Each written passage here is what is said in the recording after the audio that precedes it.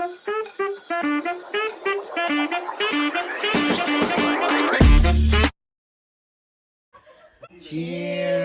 Hello mga kalabs! Gusto niyo bang makita kung paano tayo gumawa ng sabon? So ito pala ay kinudkud ko. Hindi ko alam kung ma-clip ko yung paano ko to kinudkud at nilagay ko po siya sa freezer. So this is, ngayon is 100 ano yan siya, 100 grams yan siya. So lagyan natin siya ng lye. Lye dito oh. Tingnan mo, lagyan natin siya ng lye. Ayan, lye. So lye, kasi frozen siya, so hindi siya gaano matagal na i-process. Ayan mga kalabs. So gusto ko lang i-share sa inyo kasi baka hindi pa kayo na ano. So ganyan yan siya. Oh, masyado siyang matapang. Mag-ingat kayo pag nag-ano kayo ng lye mga kalabs kasi masyado siyang matapang. Ayan. So mayroon itong turmeric, potato at saka carrot juice. Talagang fresh ito ha. Talagang inano ko ito. Yung ako talaga mismo ang nag-fresh. So hindi ito powder. Tapos naka-frozen ito. Pinrozen ko siya. Yan. So ngayon, ang gagawin natin, dahan-dahan natin siyang i-mix dyan. Kasi ano, kung gusto nyo din, mag-ano kayo. Tayo dito, habang nag-ano tayo ng lye, pwede natin ilagay yung ating chia butter dito sa ating pan. So para siyang mag-melt. Ay, sus. Mag-melt siya. Sa mahinang apoy lang yan siya, yan. So hayaan lang natin yan siyang mag-melt dyan. So ngayon, i-mix natin uli ang ating lye solution. Ayan. So kailangan natin siyang i-mix kasi parang matunaw siya. So mayroon itong carrots juice, potato juice, at saka turmeric juice. Ayan. So mayroon kasing nag-ano sa akin, nag-order. Nasabi kong pwede daw akong gumawa ng ganito. So try ko lang din naman kasi fresh siya. Ayan, so try lang natin. Kaso lang syempre nagbukol-bukol yung ating lye kasi malamig nga itong ating tubig. Ay malamig. Galing sa frozen ito. Pinrozen ko talaga ito para malamig. So ayan, so imimix lang natin siya hanggat mawala na yung mga bukol-bukol niya. Ayan, may mga bukol-bukol pa kasi siya dahil ano. Tapos mainit ito mga kalabs ha. Mainit ito. Hindi ko alam. Tingnan natin kung ilang temperature. Nasa 50 siya ngayon, 50. So, mainit talaga siya. So, ngayon, kailangan talaga nating i-ano, yung i-mix siya natin. Kasi parang matunaw yung mga, ano, ngayon, ito, hinaan lang natin ito para hindi siya kaano, maano. So, yun lang, mga kalabs, ang ating, ano, baka, gusto nyong malaman. So, ilalagay ko yung measurement sa description para matuto kayo na gumawa nito. Pwede kayong magnegosyo nito. Kasi, pag wala kayong trabaho, pag mawala ng trabaho, mayroon kayong backup sa buhay. Ayan. So, kung gusto nyo palang anuhin yung kung paano ko ito kinudkod, siguro pwede kong i-ano dyan, ano ba yan? I-ano ko dyan sa taas, yung taas. Yan. So, maano pa kasi siya, frozen pa kasi siya dito sa baba. Tingnan nyo mga kalabs. Frozen pa siya dito sa baba. So, kailangan mo siyang i-mix ng maigi. Tingnan mo yung kulay niya. Oh, napakaganda. So, maganda ang kulay ng ating sabon mamaya ito. Kailangan lang natin siyang anuhin. Yung talagang matunaw ang ating lye. Ayan. So, habang nagtutunaw tayo ng lye natin, ay kailangan nating anuhin yung ating shea butter. Ayan. So, tunawin lang natin itong shea butter natin. Pag natunaw yung shea butter natin, idagdag na natin yung ating mga oils. Yan. So, different oils natin. Yan. So, ito lang naman talaga ang natin mga kalabs. Baka, sabi nyo, tawag nitong, ito yung pinagkaabalahan ko. Nag-aral din kasi ako ng, mga herbs, cosmetic, ganyan. So, ngayon, gusto kong i-share sa inyo ang mga recipe ko. na hindi ko na i-share noon pa. Marami na ako. So, order talaga ito. Nag-order talaga yung mayroon akong isang kakilala na sabi, try ko daw gawin ang potato, carrots, at saka turmeric. So, ako naman, napakabait ko. At sabi ko, sige, gagawin ko nga. So, ayan, kaya ako ginagawa ito dahil binigyan ako ng idea ng customer. So, pag may customer, kailangan talaga nating bigyan ng yung ating customer. Kasi hindi na sila bibili pag hindi natin gawin yung wish nila mga kalab. So, ayan, ang init-init. At mahirap magsalita habang may mask kasi naiinitan na talaga ako. Pero kailangan kong magmask dahil nga dito sa ating lye solution. So, dito ko nilagay yung ating lye solution. So, talagang kailangan nating magtawag nito, ayan may buo kasi siya na lye, so kailangan natin siyang tunawin. Hindi pwedeng hindi siya matunaw dahil tawag nito, maano siya sa sabon. So ayan, mainit siya talaga mga kalabas, mainit. Hindi siya gaano mainit dahil nga 45 na nga lang siya kasi frozen itong ating nilagyan. So kaya hindi siya uminit ng husto yung ating lye. Ayan, so gusto ko lang naman itong pero pag sasalahin ko naman ito, wala namang problema. Sasalahin ko paglagay doon sa sabon, sa mixture. So kailangan hindi mo siya ilagay yung buo-buo. Mayroon talaga siyang tawag nitong yung buo-buo dahil nga ay fresh nga itong ating fresh nga itong ating juice na pinreaser ko lang siya. So ayan. So aside lang natin 'yan. Ngayon natunaw na yung ating tunaw na yung ating lye. So ilalagay na natin ang ating olive oil. So, ayan yung ating olive oil. Patayin na natin ito. Parang hindi siya gaanong mainit. So, ayan yung ating olive oil. Basta ilagay ko sa description mga kalabs yung ating, yung ating recipe nito. Kung paano. Ayan. Ayan. So, lahat talaga ilalagay natin mga kalabs. Ngayon, tapos ito naman yung ating palm oil at saka rapeseed oil. Yan. So, ilalagay din natin ito. So, bali, 200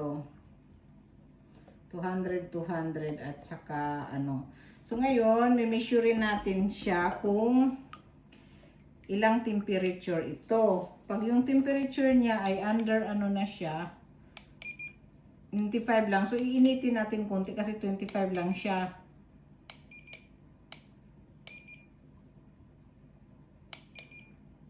(47 Celsius siya.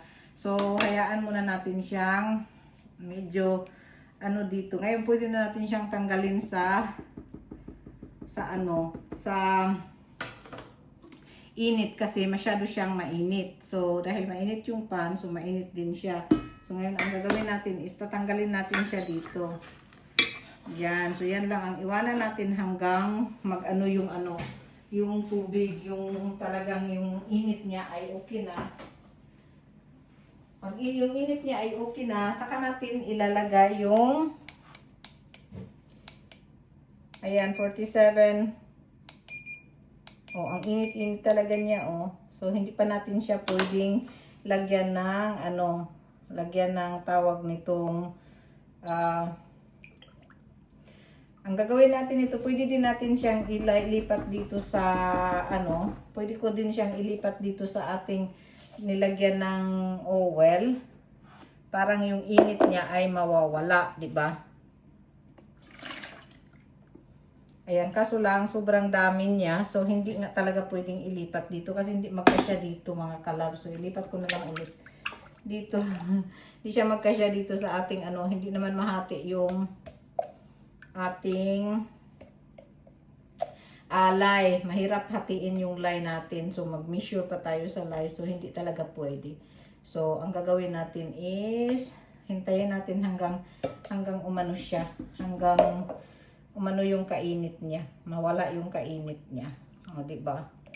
So, ayan. Paglalagyan din natin siya ng glycerin, medyo maano din yung init. Pero masyado pa talaga siyang mainit. So, i-mix lang natin siya para mawala yung kainit niya. Ayan, so ito namang ating lye. Tingnan natin yung ating lye solution.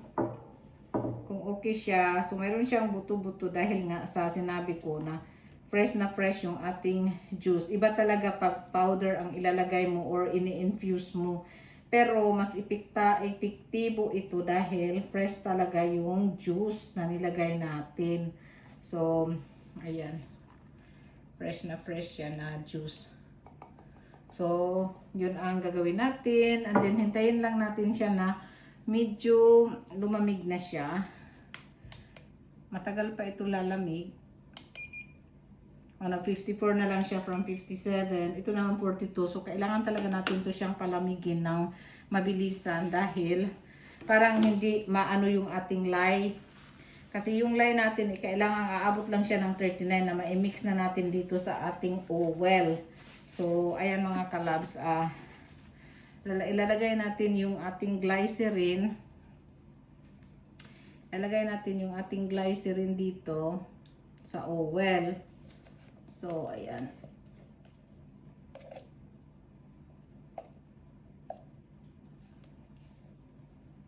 So, ayan, may glycerin yan siya. Ilalagay natin dito. Yan.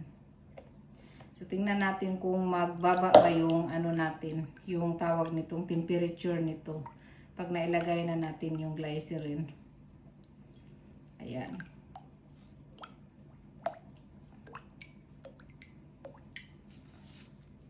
So, bababa na yan ng 42 na lang siya.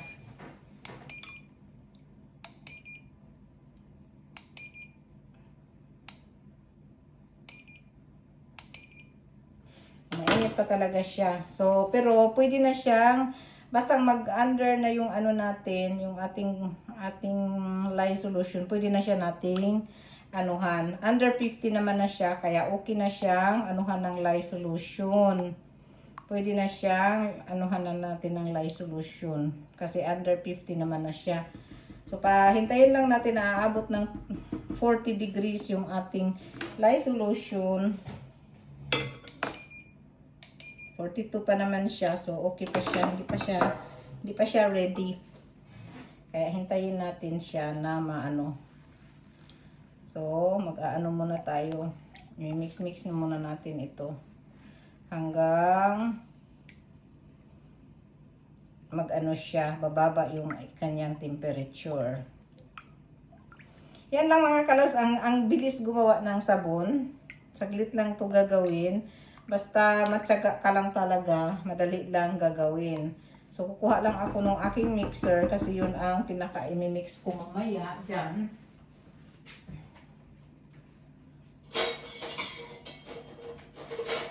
So, ihanda natin yung ating mixture, mga kalabs, mixer.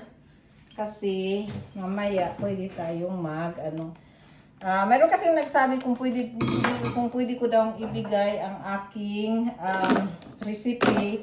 Sabi ko naman, bakit naman hindi? At lahat naman tayo ay nag-share, diba? So, ay, hala, mahulog yung base ko. Naku, mahulog yung base ko. Ay, sacha, nahulog na talaga ito. Nagsihulugan na. Sorry mga kalabs. Ayan, So, pwede ko namang ibigay. Bakit naman hindi?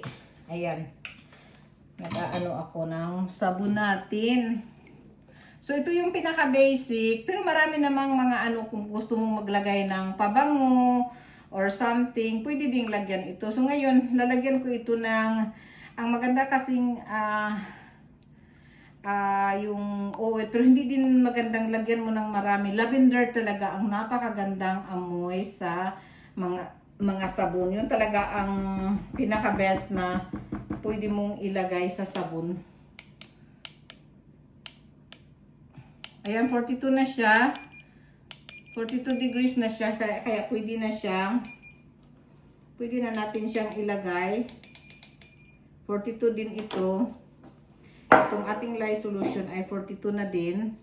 So, hindi na siya gaanong mainit. Under 50 na siya. Kaya pwede na siyang i-mix. So, kailangan lang natin ng tagasala ng ating... Salahin natin yung... Ay, saan yung maliit ko pala? Wala na akong maliit na... Ano. Kaya, ang gagawin natin mga kalabs is, ilalagay natin yung ating lye solution dito sa ating... Yan. So, ang gagawin ko is, ay hindi talaga siya natunaw lahat. Bakit kaya? Sabi dahil nga siguro sa sobrang lamig nitong ating ano, hindi siya natunaw. Pero, okay lang yan. So, ayan siya, yung ating lye solution. Hindi siya lahat natunaw, pero okay lang yan.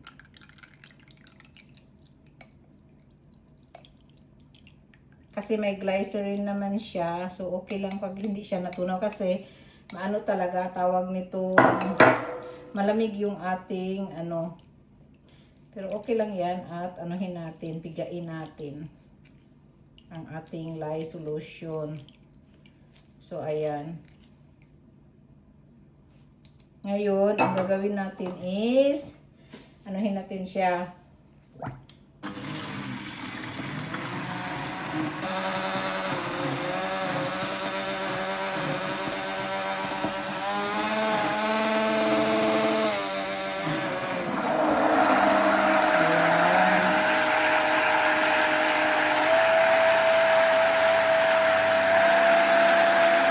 Kung pakiramdam nyo naman na hindi siya talaga ano,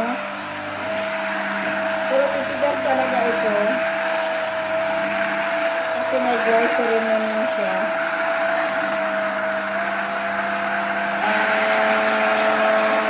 Ayan.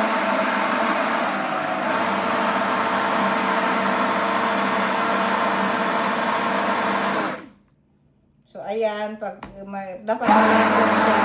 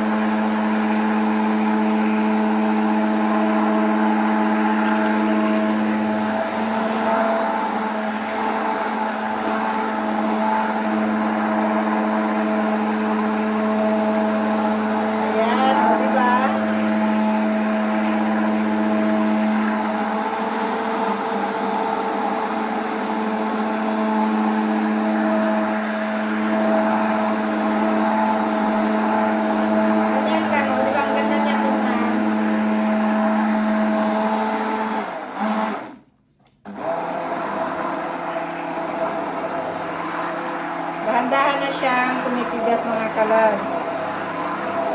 So, yun, madali lang, diba? Kaya gayahin nyo na.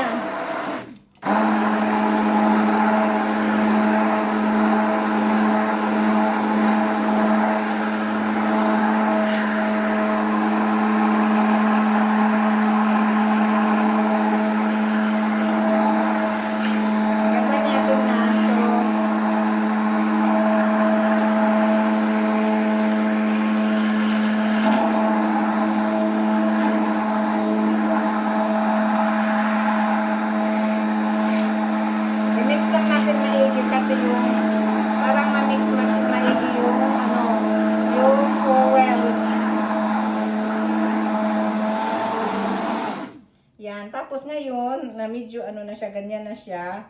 Ibig sabihin yan, ano na yan, yung tawag nito, medyo okay na siya. Pwede mo nang ilagay sa molder. Ngayon, ang gagawin natin is maglagay tayo ng pabango dyan. Lagay tayo ng pabango. So, Ilalagay natin siguro, ang bango naman itong ano, marami tayong pabango dito, pero yung sheerwood, maano siya, maganda yung sheerwood. Mayroon din ditong vanilla. Kung pwede din vanilla na lang kaya ilagay natin. Itong sheerwood or kaya tea tree. Itong sheerwood, napakaganda na ano ito, napakaganda na lagyan na lang natin ng sheerwood. Ayan. So, lagyan lang natin ng mga ilang drops. Yan. Parang mabango yung ating sabon. Hindi talaga ako gaano naglalagay, pero sa naglalagay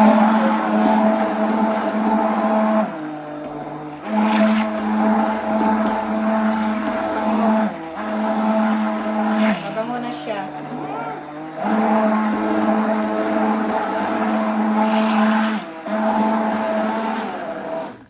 So ngayon, ang gagawin natin is ito-transfer na natin siya sa ating molder. Ayan. Na-mix na natin. Na-mix na natin ng maigi. Ngayon, ito-transfer natin siya sa ating molder, mga kalabs. Ganun lang. O, diba? Simple lang siya. Simple lang siya gawin. Uy, mabango siya kasi sheerwood ang nilagay ko na olive. Kaya ganyan na siya. O, para na siyang paano ba? Para mahablang ka ng ang dating niya.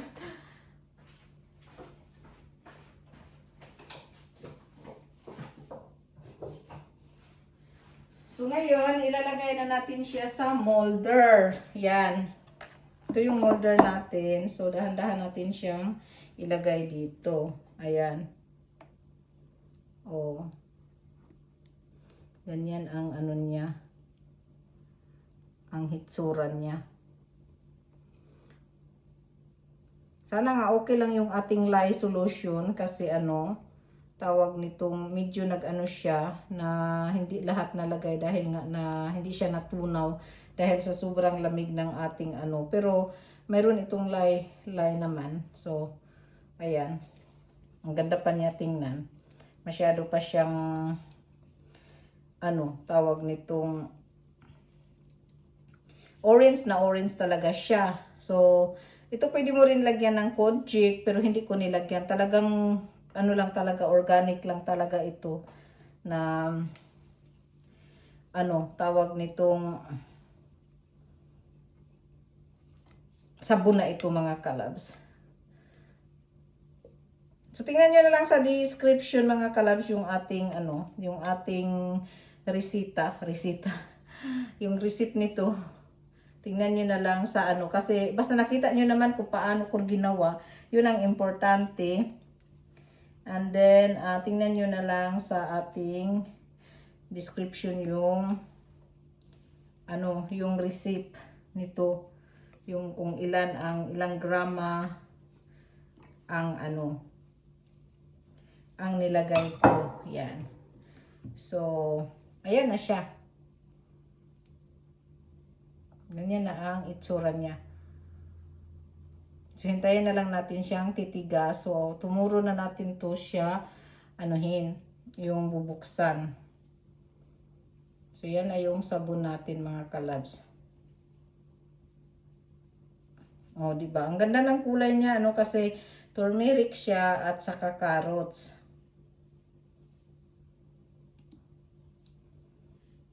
Ayan. Kailangan nating ayusin sa paglagay para para maganda ang dating. So, ayan. Ayan.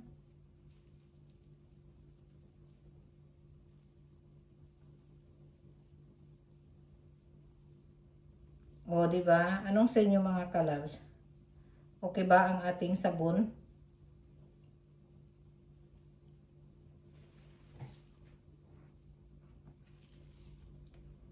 Ang ganda ng kulay niya, mga kalabs, yung orange na orange kasi turmeric, carrots at saka potato ito. Talagang napakaganda sa sa skin ito. Lalo na sa mukha, lalo na basta sa lahat sa skin, sa katawan. So yan. So, yan na yung ating sabon.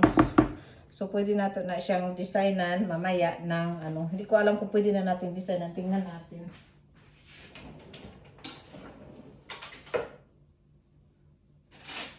So, pag nagdi-design pala ako mga kalabs, usually ang ginagamit ko lang is itong kutsarita. Yan, ginagamit ko lang ang kutsarita. So, ganyan lang ang paggawa ko ng ating design. Nasa inyo na kung anong gusto nyong design. Kahit anong gamitin nyo, pwede naman. Wala namang laws dito kung ano ang gagamitin nyo. Kung anong gusto nyong gamitin sa pag-design. Nasa inyo na kung anong gusto nyo. So, pero ako itong ginagamit ko kutsarita. Kasi nagagandahan ako sa kalabasan niya. So, ayan. Ayan yung kinalabasan niya ng ating sabon. Yan. So, ganyan. Ganyan yung ating sabon mga kalabs. Tadam! Tadam! Diba? Ang ganda niya tingnan. So, ngayon ay maghuhugas tayo ng ating ano. So, yun lang mga kalabs. Thank you for watching. At sana'y matututo kayong gumawa ng sabon.